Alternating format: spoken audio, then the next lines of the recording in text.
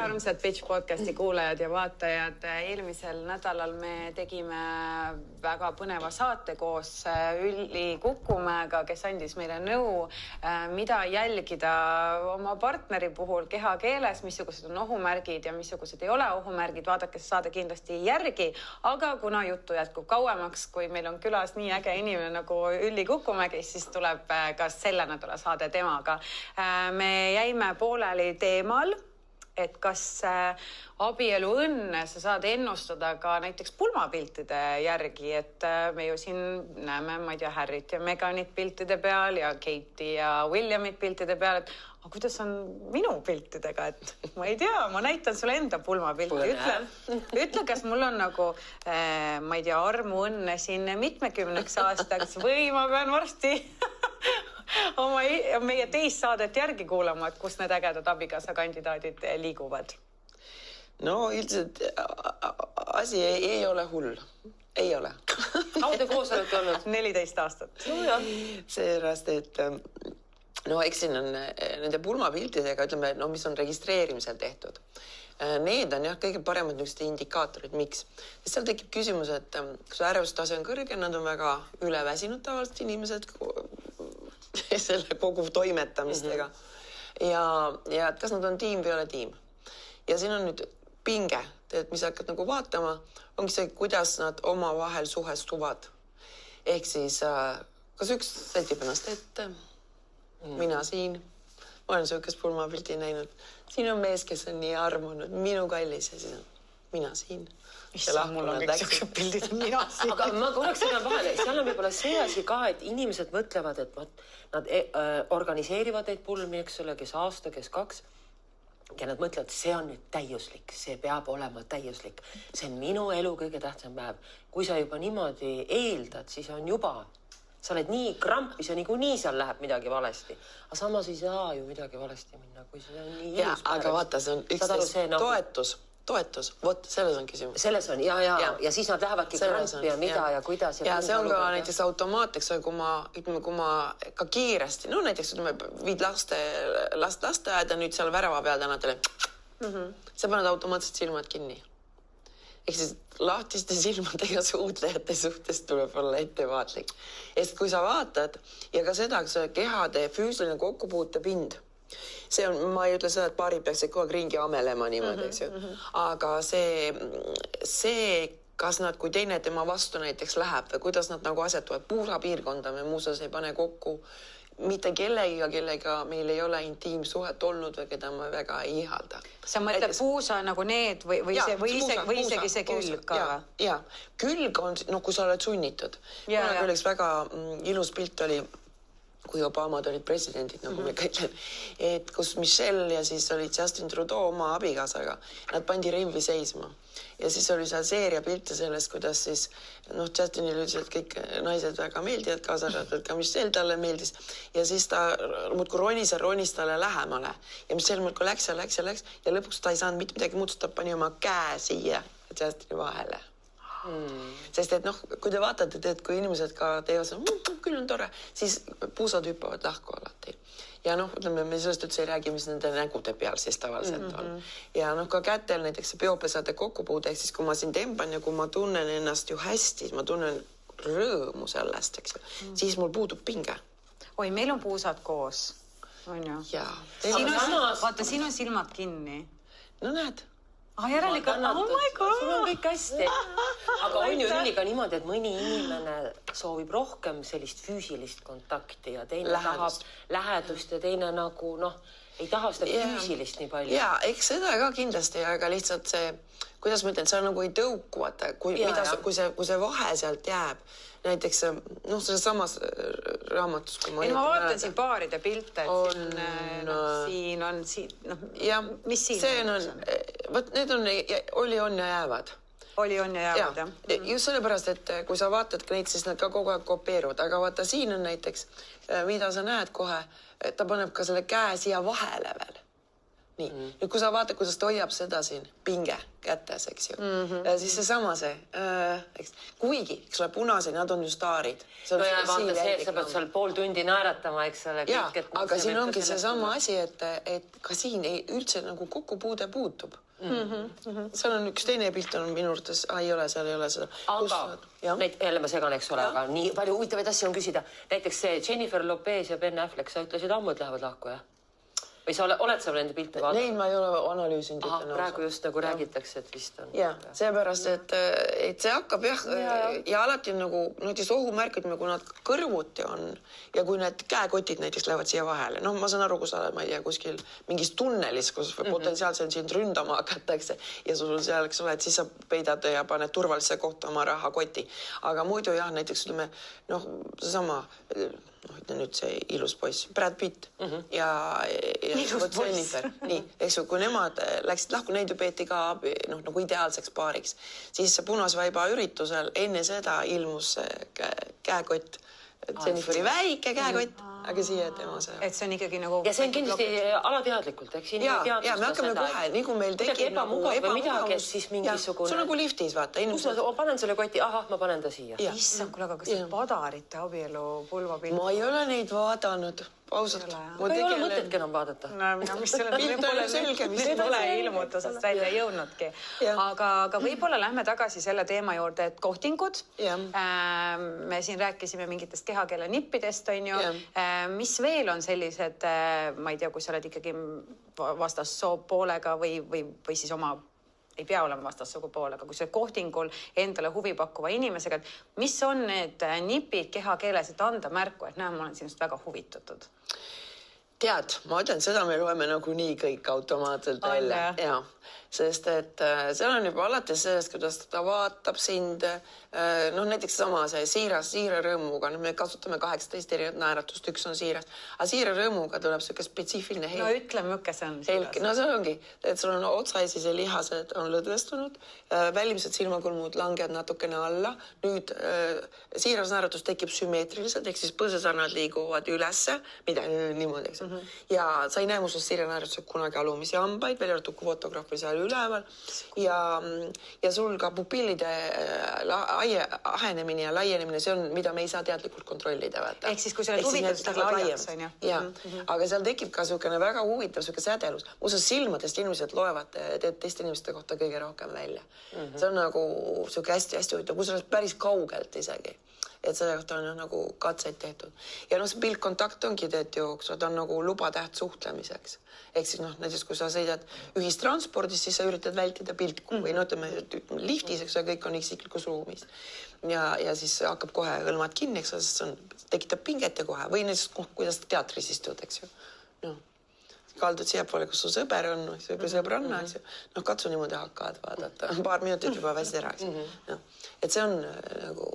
See pinge on selles mõttes väga, sest päris hästi, kuna see emotsiooni, see reaktsiooni kiirus on see 0,22, eks ole, või vähem isegi, siis kui sa tahad teada, mis sa tunned, sa peaks vaatama üldse siia nagu siia. Muidu tekib sul selline black spot, vaata. Kas see on nii ka valetamise puhul, et kui sa tunned, et ma TikTokis nägin seda nippi, ma ei tea, sa võid kinnitada või ümber lükata, et kui sa tead, et inimene sulle valetab, siis vaata talle siia kohta ja lihtsalt ainiti passi ja siis teisel hakkab ebamugav. Tal hakkab ebamugav, siis ta hakkab kokku ütlema, et ma ei tea, kas see on mingi nipp või häkk, mida... Tead, valetamise puhul seal ei ole ühte märki. Sul on ka valetamise loengud ju, on ju? Ja on, aga seal ei ole ühte signaali. No kuidas saab aru hea siiras inimene, et sinu vastas on pätt ja kaabakas, kes tahab seda kasutada ära? Ütleme nii, kui me võtame nüüd näiteks seda sama antisotsiaalset isiksuse-häiret, siis vaata, seal on nagu ligi 40 erinevat niisugust käitumismustrit neil on. Aga minu arvates nagu 3, kui hakkad ilmnema, siis võib öelda, et jah, oht on lähedal. Ehk siis, kui on 0 empaatia, nii.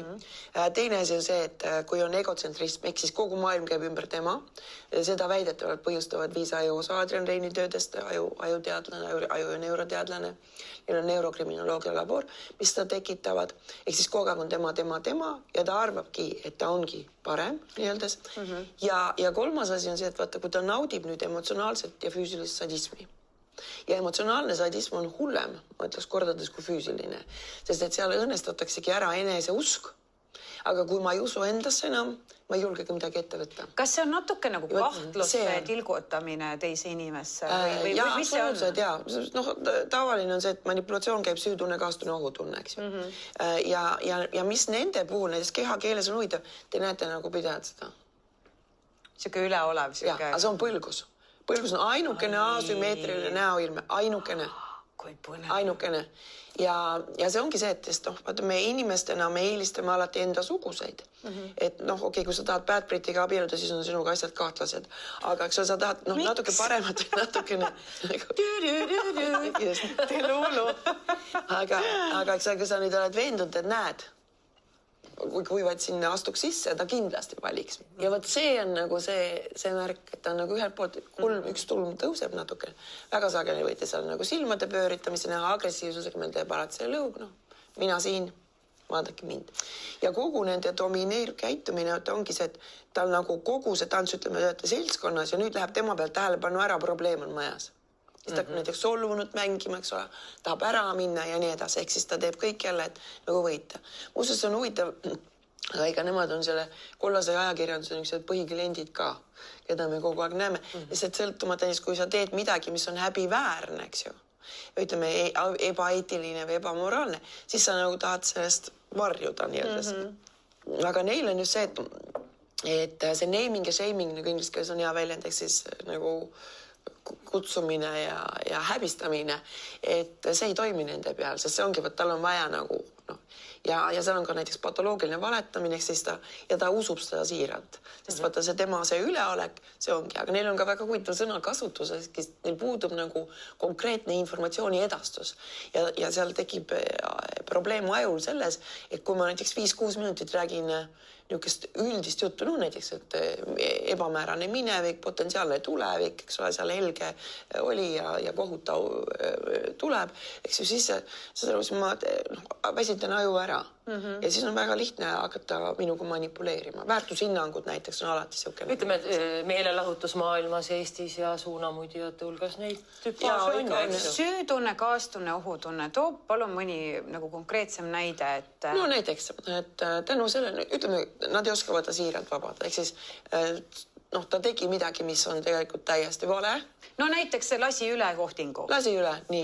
Ja nüüd ta ütleb täitsa rahulikult. Esiteks, kui ta tunneks häbi, siis ta vaataks maha, sest häbiga ja piinlikkuse tundega me ei saa otsa vaadata. Ehk siis see väide näiteks, et vaata mulle otsa, kui sa vabandad. Kui ma tunnen süütunnet, ma ei saa sulle otsa vaadata. Aga tema vaatab seda rahulikult otsa. Mul on väga kahju, et ma ei tulnud, aga... Ja sa kuuled, mis sa tegid. Kuidas sina põhjustasid seda. Aga oleks sa mulle varem öelnud, et võta mind peale? Jah, et sealt tuleb see, kaastunde peale hästi palju naised mängivad. Hästi palju. Et mis siin teha, ega kõigile ei vea. Seukene, need on need... Või kogu maailm on tema vastu ja sina oled ainus inimene, kes mõistab kõik, ta on nii hea inimene, aga kuidas kõik kasutavad teda ära ja kaastunne või kui tore tema on ja kui kõik teised on halvad ja manipuleerivad. Ja see süütunne on nagu selles mõttes kõige hullem, et vaata, kui sind pannakse tundma süüdi, siis sa tunned sisuliselt emotsiooni vastikus ise enda vastu. Ja see on julm, on ju. Ja see on see, mis tõmbab alati tipud maha kõik. Ehk siis küsimus, et tipu jõuda, ükskõik mis alal sa ei ole tipp, küsimus ei ole nagu kunagi selles, et nad ei oskaks kaotada, vaid neid tõmbab just alla see, mida ma tegin või mida ma ei teinud, tänu millele ma põhjustasin kahju teistele. Näiteks oma perele või fännidele või tiimile, eks. Ütle mulle, kas on mingisugune amet ka selline, millest võiks siis nagu kauge kaarega kohtingu maailmasse eemale minna, et seal näiteks on palju isiksuse häiretega tüüpi, ma ei tea, kas äkki näitlejate seas? Ei, Toompeal, ma arvan. Toompeal või? No see on tõesti küll, et statistiliselt neid on iga maailma suures äris ja poliitikas 4 korda suurem tõenäosusega. Okei, et ärimestest ja poliitikutest. Neil on väga lihtne nagu üle lasta, vaata. Aga kellest nagu sa eemal hoiad või mitte. Vaata, siin on see sama asi, et me peaksime väga usaldama sisetunnet, sest küsimus ongi selles, et närvisüsteem reageerib esimesena, ta on otseselt seotud ka meie seedeorganitega ja sellest nimetaks kõhutunne ütles, eks ju. Aga me läheme nagu kinnisilmi just selle peale, et mida me tahame, et seal oleks. Ja see nagu hakkabki siis nii-öeldes. Aga samas, eks ole, kui sa hakkad kõike kahtlustama, sa võid ennast niimoodi mõelda, ükskõik normaalse inimesega, ei tegelikult ei tea, tegelikult et noh, seal ei ole mõtet nagu, lihtsalt hea on, kui sa tead neid, siis sa väldid, sest noh, see kõige hullem pool, no ütleme, igasugused krahhid teevad meid alati tugevamaks ja noh, elus nagunii kõik muutub kogu aeg, et üritame küll, et kõik nüüd jääks, aga kõik muutub. Et selles pole küsimus, vaid lihtsalt küsimus on selles ajas, mida nad röövivad meie elust. Ehk siis see, mida nad panevad mõtlema iseendaga seonduvast. Ja see ongi, et ta tekitab teist selle emotsionaalse siukse ja lisaks see on ootamatuna tabab teid. Ameerika mäed. Ja sest teie niisugusele, ütleme, moraaleetilisele skaalale see ei mahu lihtsalt, et niimoodi võiks käituda, sulle tuleb pähegi. Nüüd ta käitus, see on šokk. Nii. Ja võt see jääb siia kuskile siia kuklasse, ta jääb nagu kinni. Ehk siis see ehmatus on nagu, inglise keeles on hea väljend brain stuck, et sul jääb nagu aju sellesse kinni. Ehk siis kõik oli ilus, aga nüüd äkki, näed, petab mind hoopis, tuleb välja. Ja võt see šokk jääb. Ja nüüd sa kogu aeg kedrid, siis ta aju tahab aru saada, miks see toimus niimoodi. Nii. Ja nüüd, eks ole, kui tema sealt kõrvalt, no ja kui sa oleks või kui sa poleks, eks ju, no siis see. Ja võt see võtabki nagu tohutult palju aega. Ja me ei saa tegeleda, sest ta aju käib kogu nagu ühe selle sama. Ehk siis alati võtta seepärast on ülioluline, me endale teeksime selgeks, et mis on meie jaoks elus oluline ja kes on meie jaoks oluline. Et kas see tüüp, kes nüüd seal, ma ei tea, tööl seal tõmbas selle kräu üles või see klient, kes süüdistas mind alatult, või see, et kui ma lähen nüüd koju, olen selline, et kuidas ma mõjutan sellega oma lapsi. Nii. Et mis siis on olulisem? Kas see, et ma nüüd elan seda nagu siin meeletult üle või see, et ma raiskan perega võetud ajast ära? Või kas või mõtle niimoodi, et kõik see negatiivne, teed sõna otseses mõttes ju mõjutab kogu su organismi. Ehk siis, kas sa lühendad oma eluiga või mitte? No. Ja see, nii kui me loome selle perspektiivi, sest noh, me ei näe perspektiivi hetkedel, kui meil on traumaatiline hetk. Ehk siis šokiseisundis me ei näe nagu selgelt laiemat pilti. Ja seal me saame jälle, sest noh, lihtsalt seda limbilist süsteemi me ei saa väga hästi ka ratsionaalselt. Ja seal on noh, lihtsalt ütleme, need igasugused rahustavad liigutused, miks see mõjub väga hästi. See ongi, sul tekitabki neurotransmitterid, mis mõjuvad sulle rahustavalt. Silmade liikumistega saab hästi palju mängida. Nagu, et sa pead tekitama, nagu ütleme, need samad täpingud, mis on, et said selle šoki ära ja nüüd see pilt on sul ikka silmade ees, sest meil jäävad niisugused fragmentpildid teed sellest nagu nendest sündmustest. Me ei näe nagu laia pilti, eks ju. Ja nüüd, kui sa seda sama hakkad kas või siin täpsima, sest siis saad aru ja mõtled selle pildi peale ja veel hingamissüsteemiga kogu aeg mõjutame ju kogu närvisüsteemi, siis teed sa rikud ära nii-öelda selle seose olemasoleva pildi ja ajureaktsiooni vahel. Koputad pildi ära. Koputad pildi ära, jah. Mis sa sööd, et sa nii tark oled? Ma arvan, et sa sööd olen otsinud lahendust. Ma arvan, et sa sööd Türgi kaupade halvaad ja kindlasti kollageeniga komme, ma arvan. Absoluut.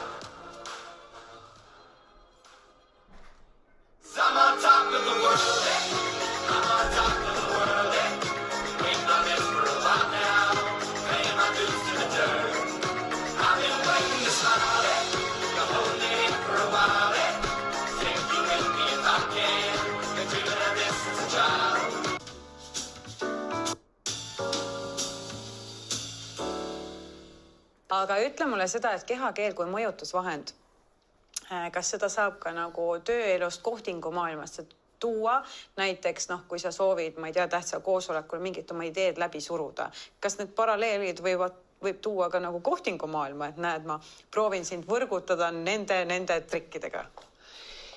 No ütleme niimoodi, et ega kelle poole meid tõmbab.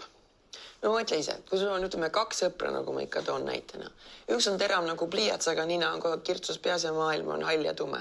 Teine ei ole väga terav pliiats, aga saad aru, kogu aeg on suu kõrvuni. Kumma juurde sa lähed? No ikka see toitukese juurde. Suu kõrvuni. Suu kõrvuni. Sellepärast, et me alati liigume sinna suunas, mis meile tekitab hea enestunnet. Kõik. Ja selles mõttes see ongi, et kui sa ka näiteks seal, ütleme, seal samas Tinderis paned vasakule paremale, sa ei tea, kes seal taga on, siis mis pildid saavad? Esiteks, mis on sarnased sinu näojoontele? Ja see ei ole mitte see, et sa tahaksid oma isaga magada, vaid see on sellepärast, et sul on isa näojooned, aga neid samu näojooni sa vaatad peeglist igal hommikul, mitte oma naabrimehe näojooni. Nii. Seepärast me võtame ka sealt hästi ruttu, ehk siis oma neid. Ta on tuttav, ta on omane, millegi pärast sa ei mõtle selle peale mõjulik. Ja kui ta nüüd, seepärast alati need baby face'id, ehk siis need sümmeetrilised näooned, need müüvad alati. Nii poliitikas, kui me eeldame, et need inimesed, see on uuritud, on isegi targemad, kellel on sümmeetrilised näooned. Issa, ma teadsin, et mul on tõepõhi all, kui ma räägin, mina valin ainult ilusaid poliitikuid. No ainult. Ja, no selles mõttes, et ta on sümpaatne. Näe, vaata, seal on teadus taga. Sest et niisuguste nagu ütleme, kuidas need on, atleetide näojoontega, ehk siis ütleme, Otil ei oleks nagu väga suurt perspektiivi väljaspool Eestit poliitikuna läbi lüüa neid, sest tal lihtsalt näolihased, mis tekitab meis ettevaatust, potentsiaalne oht. Ehk siis nendel on nagu keerulisem. Me ei mõtle, me ju kohe langetame otsuse, ehk siis nii, kui sa näed inimest ukse peal, sul on pilt selge. Iseenda jaoks. Nüüd on need lisainformatsioonid, mis ei pruugi üldse olla õiged, eks ole, nii. Nüüd on ka see sinu vajadus, kui palju sa nüüd siis ihaldad seda, eks ju, nii. Ja sealt hakkabki pihta, aga seal alati müüb ka naeratus. Aga ikkagi sina, kui sa vaatad uudiseid, loed siin Delfit, ma ei tea... Ma vaatan pilte. Vaatad pilte ja sa vist ei loe midagi, et ma ei kujuta ette, et sinu teadmiste ja kogemuste põhjal vaadata neid poliitikute debatte ja vaadata Kaja Kallase intervjuust on päris põnev, et tahaks nagu kärbes olla sinu peas. No ei tea, ma ütlen ausalt, et ega alguses, kui ma seda hakkasin õppima, päris raske oli, sest sa märkad hästi palju niisugust nagu kurbust ja hästi palju oli viha, hästi palju. Nüüd on seda viha nagu ütleme, siis oli ka seda pettumust või sellist nagu hästi palju, aga nüüd on seda natukene jäänud vähemaks, ma ütleksin. Aga nüüd nagu, kui sa selles maailmas nagu oled, et ega ma ei käi mööda tänavaid ringi niimoodi. Sa ma kohe tunnen ennast nagu muidugi nagu, et issand, kuidas ma olen, nagu, et tunduda. Sa hakkad märkama nagu asju, mis ei ole nagu konteksti kuuluvad.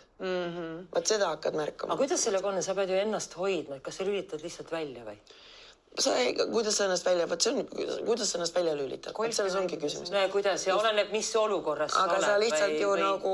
Sa vaatad, aga... Sa elad nagu oma maailmas ikkagi. Kõik me elame ju oma maailmas. On ju? Ja seal ongi, et mida huvitavam su maailm on, seda vähem sind huvitab. Aga ütle mulle sinu igapäevaelus, kas sa kasutad mingisuguseid nagu mõjutusvahendid, näiteks kui sa käid golfi mängimas tihti, et vastaselt kuidagi nagu... Tead, esiteks ma mängin koos oma koeraga. Mul on väga koera jalutada. Ja teiseks ma valin, kellega ma mängin ka. Sest et ega teised inimesed mõjutavad. Vaata, näiteks kui sul tormab sisse tuppa inimene, kes on väga ärritunud, see kohe ju mõjutab, eks. Või need, kes laterdavad, see tõmbab ju fookust, sest see kujutluspilt, mis ta loob, see kogu aeg, eks ole, mõjutab ju sind, tahad või taha. Et kõiki meid, mitte ainult mind, eks ju. Ja selles mõttes, eks on, ma arvan, et kõikidel empaatiavõimelistel on vaja kindlasti nagu aega taastuda, vaata. Ja taastumine muidugi on läbi looduse kõige lihtsam, igasugused muusikad, lõhnad, kõik sellised asjad. Ja meil on Eesti parfüümid, see on uus parfüüm. Ma ei saanud kahjuks Toni esitlusele minna, ma olin ära. Täitsa hea ju. See on, jah.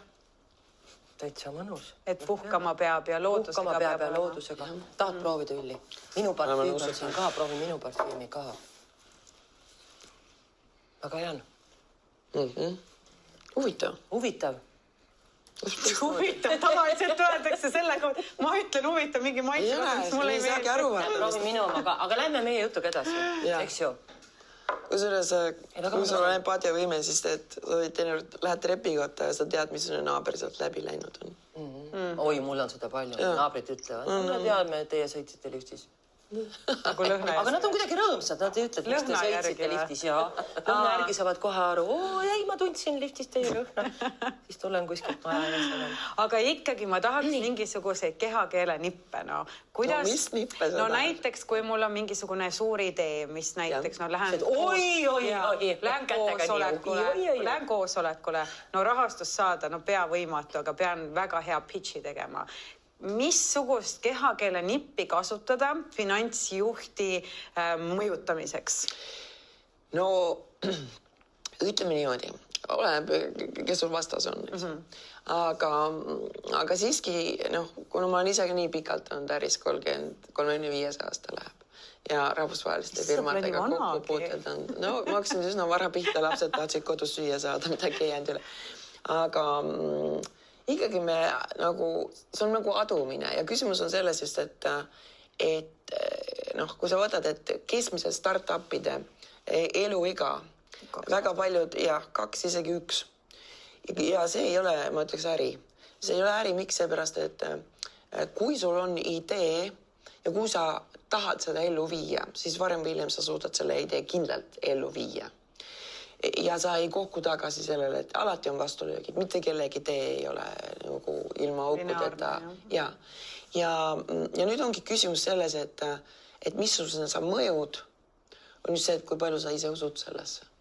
Ja võt seal sa ei saa teha, sa võid seal olla hoida käsi nii või nii, niimoodi või naamoodi, aga see ei aita.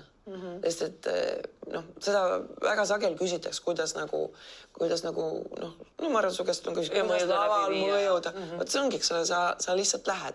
Ja kui sa oled sina, siis sa alati mõjud. Alati. See on tihti nagu avaliku esinemisega. Öeldakse, et keskendu sellele, mida sa tahad öelda. Ära mõtle, et kuidas sa mõjud ja kuhu ma käed panen, lihtsalt kõik vaatavad või kas ma olen kosta. Keskendu esmaselt sellele, mida sa tahad inimestele öelda. Jah, seepärast, et esiteks kõik on tegevuses ise endaga ja kui see ei jää meelde, mis sa räägid, siis on modellimaailm. Siis on see, mis sa näitab. Aga meil on ju siin palju räägitud ka värvipsühholoogiast, et kanna sinist, siis oled usaldusväärne, kanna punast, siis oled võrgutav. Mis sa selle kohta ütled? Seda ma ei ole väga uurinud, ma ütlen ausalt.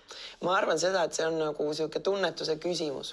Sest et eks igal ühel, mina tegin siin aastaid tagasi ühe sükse enda arvates, nagu me ikka kõik arvame, päris sükse hea nipi ise enda jaoks, kuivõrd mulle ei meeldi käekaubanduskeskustes, et ma tegin omale nimekirja Helsingis, Tallinna laeva peal, ma ei mäleta, kus ma sõitsin sinna tagasi.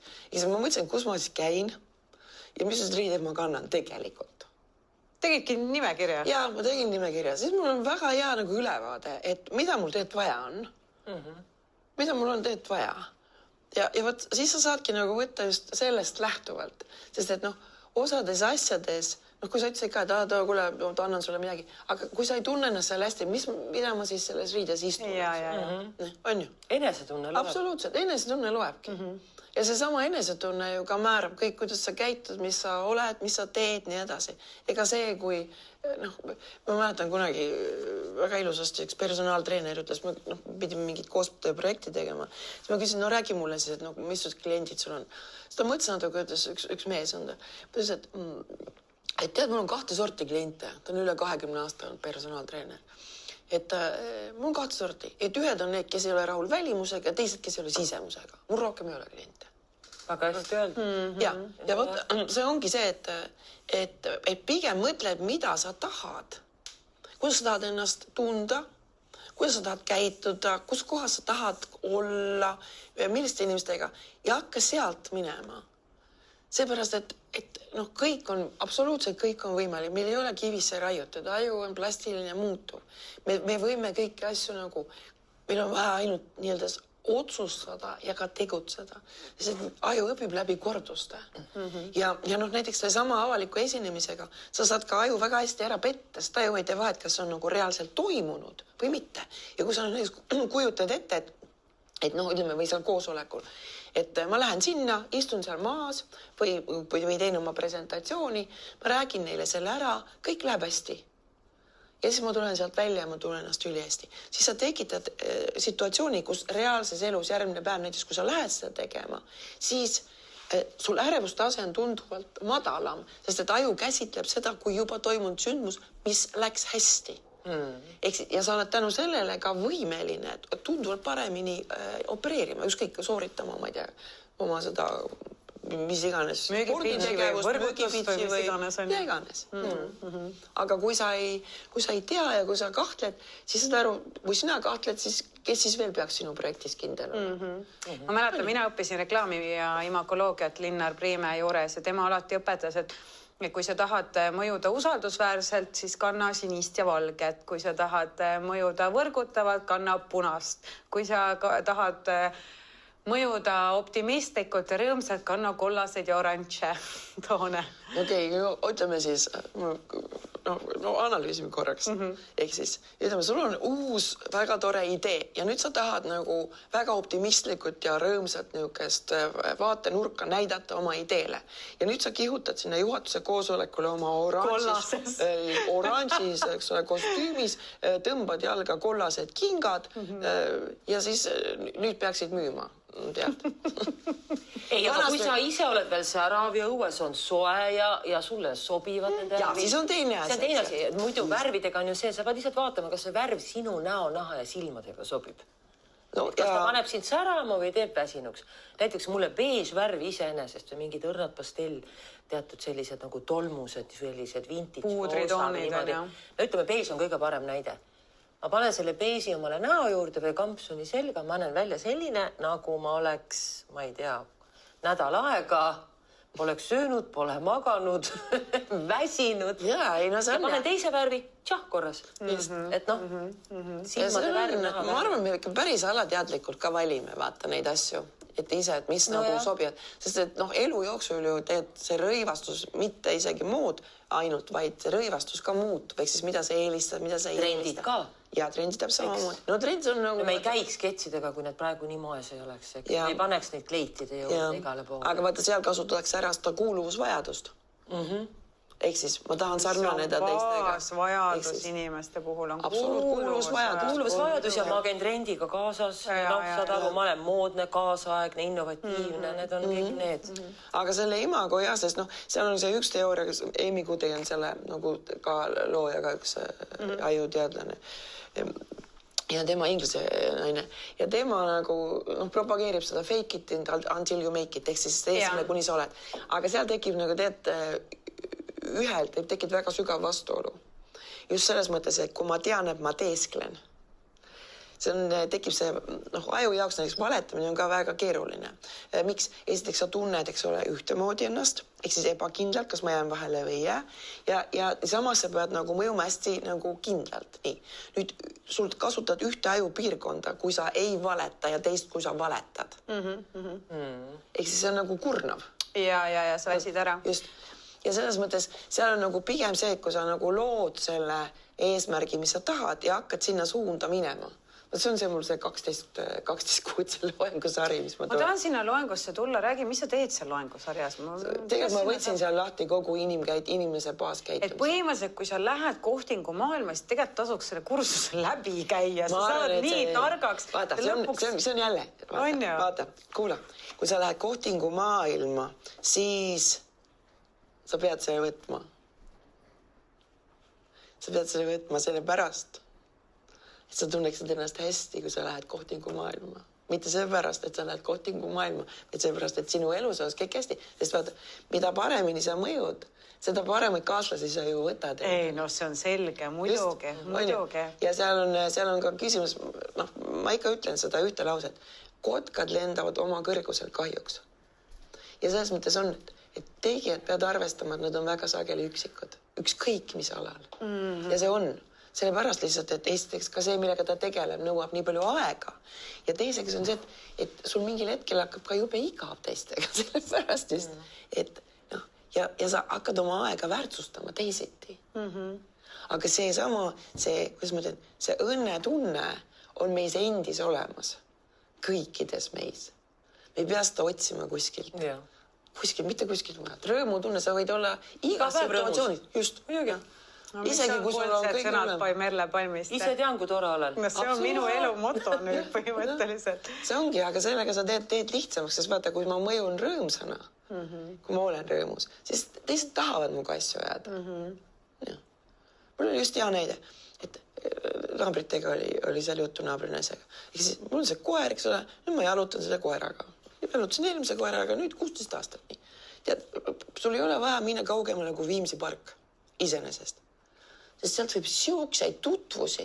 Viimsi pargist. Jaa, nii huvitavaid inimesi. Sest eks koeraomanikul on alati lihtne alustada juttu. Peale sa hakkad seda automaatselt. Aga see on häkk naised, vallalised naised. Minge Viimsi parki. No Viimsi pargis pole väga palju mehi. Nii, aga kui huvitavate inimestega sa võid nagu kokku saada. Ja siis, eks räägime sellest minu naabrinaisega, see ütleb, et tead, ma rääkisin sellest täiega, et ta on 20 aastat seal jalutanud, ta pole kellegiga tuttavaks saanud. Aga vaata, küsimus ongi selles, eks ole, et kas sa ise tahad suhelda ja kuidas sa mõjud. Okei, no minu puhul võib-olla see tuttav nägu ka mõjutab, sest nad ei mõtle, kus nad on näinud, aga kui ma käiksin sihukese näoga ringi, siis ilmselgelt keegi ei julgeks rääkida. No kuule, Merle siin hiljuti kohtus ühe apetiitse härraga prügi välja viies. Ja hiljuti mul oli jälle ju, ma elan ju Regaalia juures, seal on väga avatud inimesed, ma näen, et kõigil on alati hea tuju, kes poest välja tulevad, nägu nalja täis ja olin mina seal poes, no ma käisin vett ostmas, eks ole. Ja Regaalia. Ja siis üks noormees ütleb, ma jälgin teid. Ma ütlesin, ma jälgin teie pitchide poolt. Ma küsisin, kuidas siis on? Tegin ma. See on jess. Siis oli tore armas, jah. Ja vaata sellised momendid, et ongi, et sa ei pea ju, mul oli üks siin just oli hetk, kus mitte üks päev, aga mingi 2,5 kuud või 3 kuud tagasi. Sa tuli, vaatan, uus koer, sa ei vaata mitte uusi inimene, sa vaatad uus koer meil pargis. Nii juba, jah. Nii, siis ta vastas sulle lähemale, mulle väga meeldivad loomad. Ja loomatega saab väga hästi rääkida, kus on väga huvitav. Nad ju kuulavad alati. Absoluutselt. Ta kuulab, kõik on huvitav. Ja siis oli ta tuleb sealt ja sa aru, 10 minutiga ma näen esimest korda teda elus. Saan ma teada mida? Sellest, et ta on alles hiljaaegu Viimsisse kolinud, et tema tütar käib 5. klassis, et ta võitis eelmine aasta inglise olümpiaadi, et vanas koolis oli parem inglise keele õpetaja, et talle ei jää hästi inglise keele õppimine on talle keeruline. Mille peale mina räägin talle, et ma kasutan Lingvisti äppi, kus ma olen õppinud väga kiiresti, iga päev kasutan seda 10-15 minutit ja kui palju ma neid sõnu omandan seal, eks ole. Nii et tema läks selle Lingvisti äppiga seal ära, sai kasu, mis mul sellest kahju on või? Ei ole. Aga mõned koeraomanikud öeldakse, see on nagu primitiivne või klišee võib-olla, aga ikkagi öeldakse kassiinimesed ja koerainimesed, eks. Koerainimesed on truud, kohusetundlikud, sa pead ikka 3 korda päevas loomaga väljas käima. Võib-olla see ka, et kassiomanikud, kassid on isepäised, et kassiomanikud, eks ju, need omanikud ka, nad ei viitsi nendega käia. No siin laua taga on kõik koerainimesed. Ma ei ole üldse kassiinimene. Ja seal on, näiteks meil oli seal Rohuneeme, näed, vaata, mis ma räägin. Meie väike küla, eks ole ju, Viimsi. Rohuneeme rannas üks päev oli, üks naine oli tulnud bussi taga oli see, mida see järelkäru. Aga see oli nagu maja, keseks tehtud. Ja me tulime koertega just naabrinaisega. 2 koera vaatame, mingi kass. Vaatame, veel üks kass. Ja saad aru, nii tore, see buss ei olnud mingi rikka inimese buss tal näha. Aga ta oli toonud kõik need kassid, see oli üks noorem naine. Seal oli neid kasse terve rodu. Ta oli toonud need jalutama randa. Issa, kui ilus. Aga rihmaga siis? Ei, nad olid lahti seal. Ja selles mõttes ma mõtlesin, et vaata, ta peab olema algusest peale pühendanud aega. Et kassidega tulla, pärast tagasi tuleb. Et nad tulevad tagasi ja see, et see looma usaldus. Aga seda me kuidagi unustame ära tavasuhtluses omavahel. Et see inimlikkuse pool on tegelikult ju, mis müüb nii-öelda alati, tekitab rõõmu ja pikendab meie kõigi, see sotsiaalne suhtlus on ka üks pikaealisuse selline saladus. Mul on hästi kahju, aga meie saade hakkab ära lõppema. Ülli ja Merle, mis me Nüüd siin me oleme 5 minutit kaasa rääkinud, et- võtame, armsad Bitch podcasti kuulajad ja vaatajad. Kahjuks ma küll väga lootsin kiireid rikastumise ja nippe, kuidas tööl igasuguseid eelarveid ja kohtingumaailmas igasuguseid võrgutusnippe saada. Kahjuks ma neid ei saanud. Kelle sa oled õnnelikus abielus, lõpetane, jäta teistele ka midagi. Ma kogu aeg unustan ära. Aga Ülli Kukumägi tuletas meile meelde, et olge inimesed, olge ilusad oma südames, siis tuleb rikkus, õnn, armastus, kõik muu, nii et lihtsad asjad. Naised, head reede õhtut ja koos olemise rõõm on see kõige suurem rõõm. Aitäh, Ülli! Aitäh, Ülli! Sinuga oli imeline. Tšau! Tšau!